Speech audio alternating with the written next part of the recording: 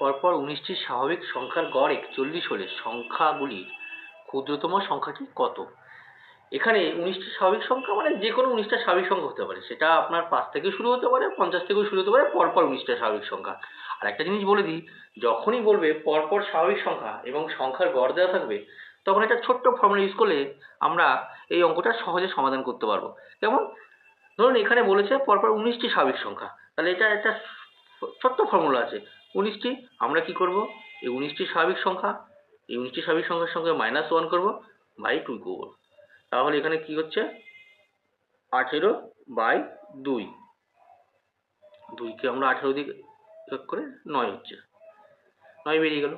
যদি এখানে 19টির জায়গায় আপনার 30টি থাকতো, তাহলে 30 - 1/2 করতাম, বা যা থাকতো সেটাই করা হতো। এবারে যে 9 বেরিয়ে গেল, আমাদের প্রয়োজন হচ্ছে ক্ষুদ্রতম সংখ্যা বের করা। তাহলে আমরা ক্ষুদ্রতম সংখ্যা কি করে বের করব? ক্ষুদ্রতম সংখ্যা বের করব, ক্ষুদ্রতম সংখ্যা কি করবো? তাহলে আমাদের গড় 41 আছে, 41 এর সঙ্গে আমরা এই 9 বিয়োগ করে দেবো। তাহলে বিয়োগ করে দিলে আমাদের কত আসে? 32। আমাদের উত্তর হবে 32। যদি এখানে বলতো ক্ষুদ্রতম সংখ্যার জায়গায় যদি বলতো যে বৃহত্তম সংখ্যাটি কত, বৃহত্তম সংখ্যাটি তাহলে আমরা কি করে বের করতাম? বৃহত্তম সংখ্যাটি আমরা বের করতাম এখানে হচ্ছে 41 প্লাস 9 ইকুয়াল টু 50। তাহলে বৃহত্তম সংখ্যা বের করতে গেলে আমরা বৃহত্তম সংখ্যা বের করতাম 50 হতো।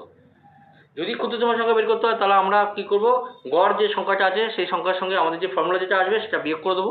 আর যদি বৃহত্তম সংখ্যা বলে তাহলে আমরা সেটা যোগ করে দেবো। যোগ করে দিলে তাহলে আমাদের এখানে বেরিয়ে গেল। ঠিক আছে, এই টাইপের যে কোনো অঙ্ক, এখানে 19টি স্বাভাবিক সংখ্যা থাকতে পারে, তার জায়গায় 30টি থাকতে পারে, 40টি থাকতে পারে, 100টা থাকতে পারে, যে যাই থাকবে একই ফর্মুলা দিয়ে করা যাবে। তাহলে এই টাইপের অন্য অঙ্কগুলো সহজে সমাধান করা যাবে।